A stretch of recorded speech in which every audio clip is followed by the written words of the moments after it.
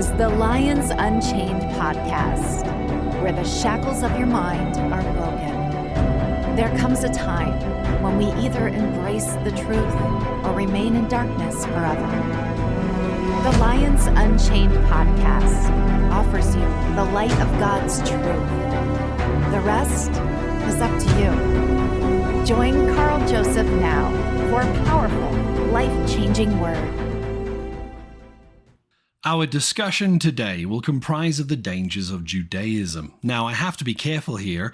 Obviously, as a born-again, spirit-filled Christian, I am for the Jewish nation. I do not advocate replacement theory, which proposes the church has replaced Israel in God's sight, or that somehow God is finished with Israel. Heck no, this is a lie.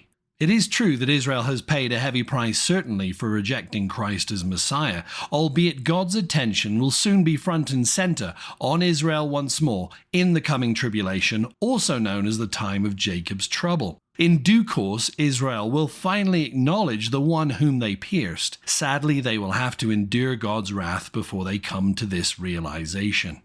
But you see, friend, Christ's work is complete. Jesus is seated at the right hand of the Father. Jesus said, "It is finished." Christ, our sacrificial lamb who hung on a tree, is the once and for all sacrifice for the ages. From Christ's crucifixion onward, God's grace turned towards the Gentile, in addition to the Jew, until the time of the Gentiles is fulfilled. Therefore, no more sacrifices are needed, following Christ's death, burial, and resurrection. When the Jewish temple was finally destroyed by the Romans under Emperor Titus in 70 AD, the Jews had lost the very foundation of their religion, and the temple with it. This commenced the diaspora, or scattering of the Jews amongst the nations, until their restoration to the Promised Land in 1948. You see, the Mosaic law provided only a temporary atonement until Christ came. It was flawed from the get-go because no one could keep it. It was a schoolmaster to bring us to Christ, yet the Judaizer, or the Judaizer as they're called, is it potato, is it potato, is it tomato, is it tomato? Hey, we won't even go there. But these guys love the law instead of the Messiah, and their allegiance is with the schoolmaster instead of the King of Kings.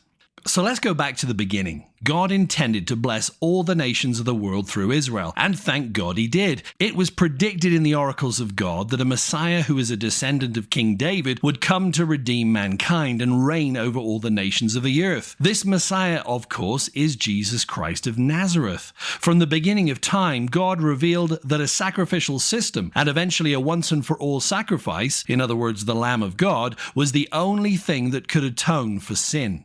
This was alluded to in Genesis 3:21. Unto Adam also, and to his wife did the Lord God make coats of skins, and clothed them, shortly after their transgression in the Garden of Eden. However, it must be noted that Judaism of today greatly differs from Judaism of the Old Testament. Following the destruction of the first temple by the Babylonian king Nebuchadrezzar II in 586 BC and subsequent exile, several key changes begin to appear in their tradition. Meeting places known as synagogues began to spring up during the exile. Even when the temple was rebuilt in Ezra's time, the synagogues continued as worship centers for most of the Jews. Of course, with the destruction of Herod's temple, that is the second temple, the synagogues became the rallying points for Judaism, and these synagogues substituted ritual, prayer, and the study of the law for the sacrifices. Eventually, the Levitical priesthood was replaced by teachers of the law, many of whom were Pharisees, who developed an elaborate oral tradition based on the Mosaic law. The law was applied by these Pharisees in a very complex and laborious manner, controlling every aspect of daily life. External things like Sabbath observance, food preparation, dietary rules, and holy days were stressed. Everything became about the minutiae and the outward observance of men rather than the condition of men's hearts. And as you've guessed it, friend, Jesus had several run-ins with these Pharisees and rebuked them harshly. The apostles were also persecuted by these Judaizers.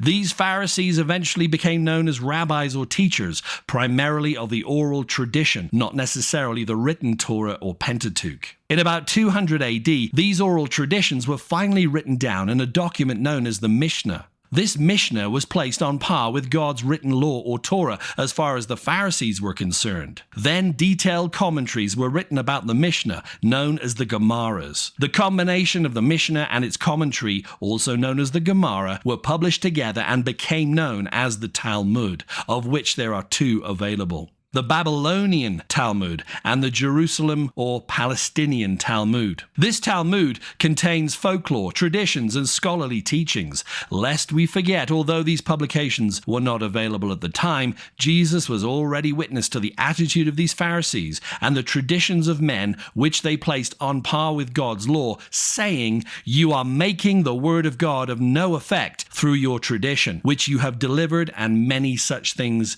do you." And I'm quoting there from Mark chapter 7, verse 13. These so-called traditions of men were further embellished and documented in the Talmud within 2 centuries of Christ's ascension.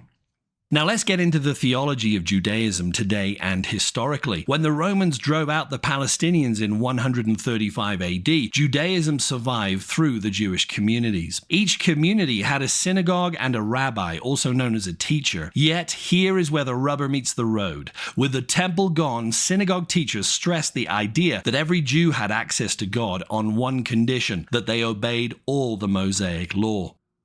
For the Judaizers, there is no need for conversion or redemption by Christ's blood, only by observance of the law. As we know, the law cannot be observed. Only one perfect man fulfilled every jot and tittle of the law, and that was Jesus Christ. Yet sadly, the Pharisees or rabbis failed to acknowledge this. They thumb their nose at Christ's sacrifice and continue forward stubbornly under the false pretense that the observance of the law and its 613 precepts absolves them of sin.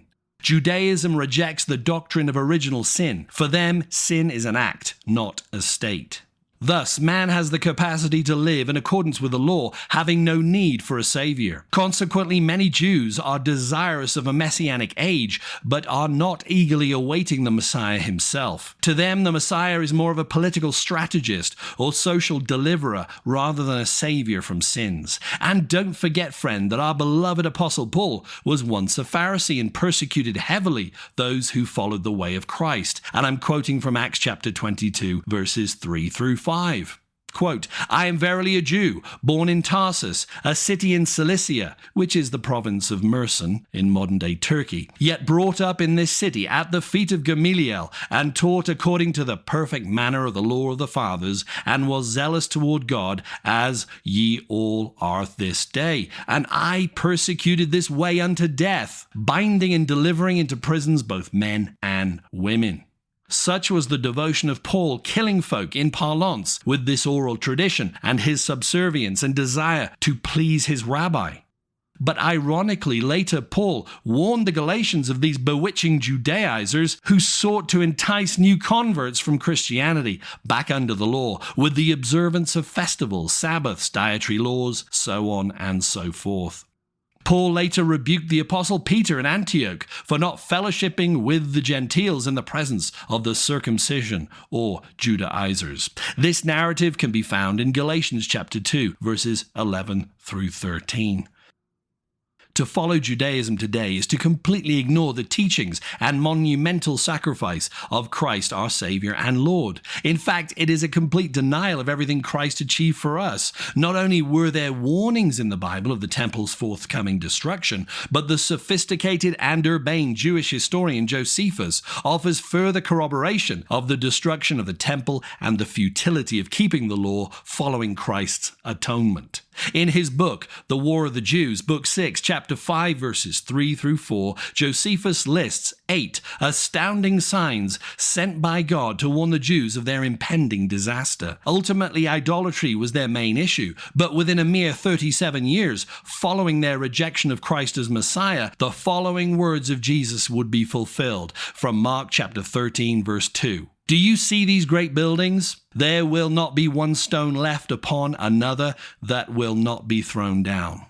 He was warning the Jews of Jerusalem's imminent destruction because of their rejection of him. But like I said, 8 signs were chronicled by the great historian, which should not be overlooked, and I will take the time to read them now.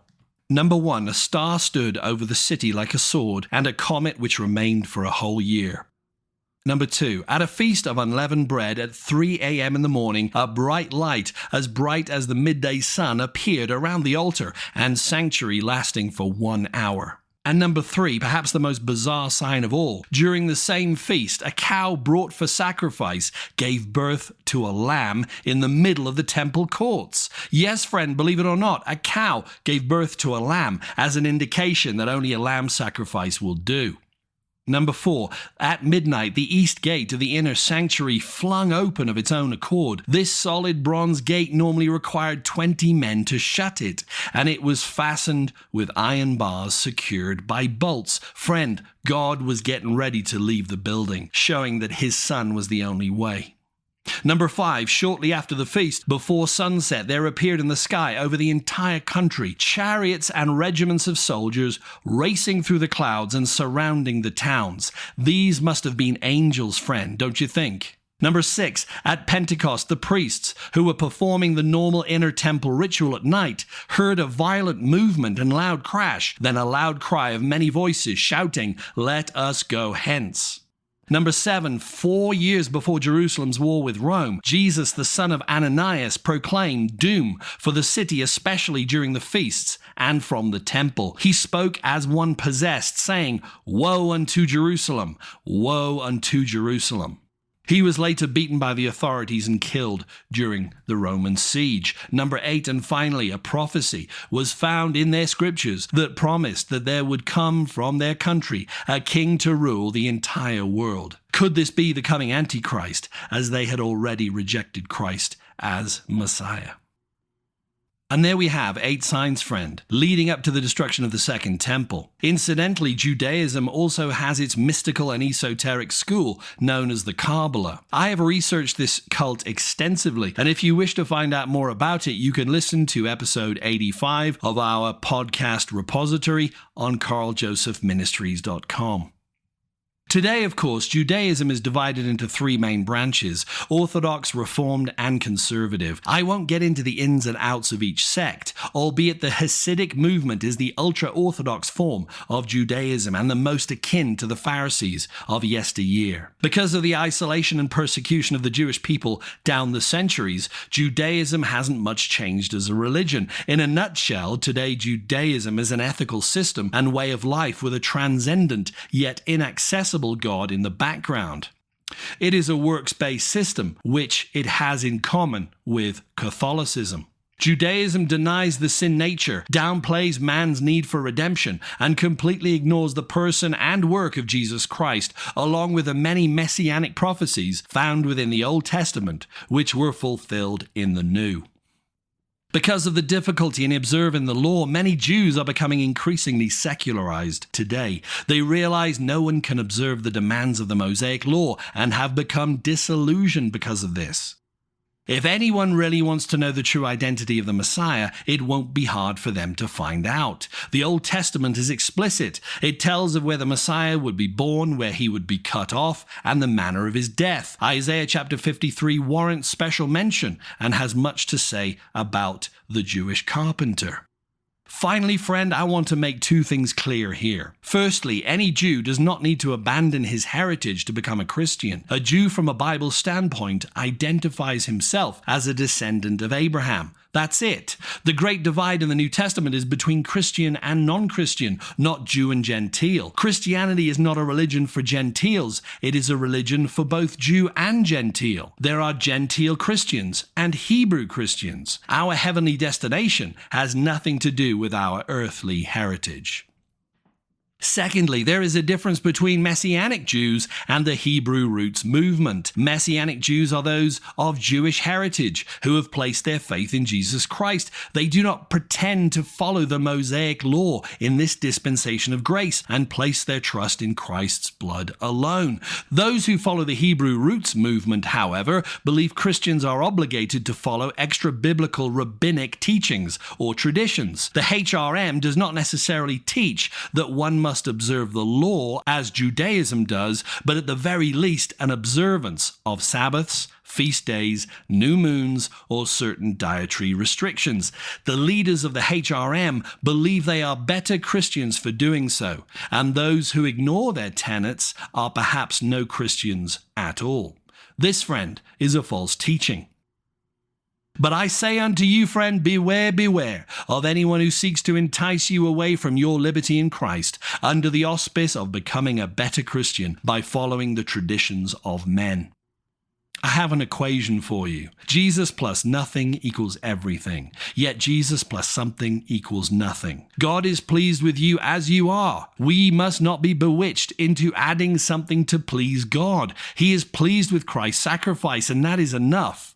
Enjoy the liberty of Christ purchased by his own blood. Do not relinquish your freedom so easily or readily to any rabbi, no matter how much piety they purvey. Whom the Son sets free is free indeed. Stand fast, therefore, in the liberty wherewith Christ has made you free, and be not entangled again with the yoke of Mosaic bondage. You've been listening to Carl Joseph and the Lions Unchained podcast. Carl is a minister who's witnessed God's supernatural power to save, heal, and deliver. Carl is a unique researcher who investigates current affairs, societal trends, technology, cults, and end-time events, all through a biblical lens. Every Monday, new podcasts are uploaded, so stay tuned for the next opportunity to roar into victory. Check out carljosephministries.com for exciting articles, teachings, and discussion points. See you next week. And don't forget to hit the subscribe button.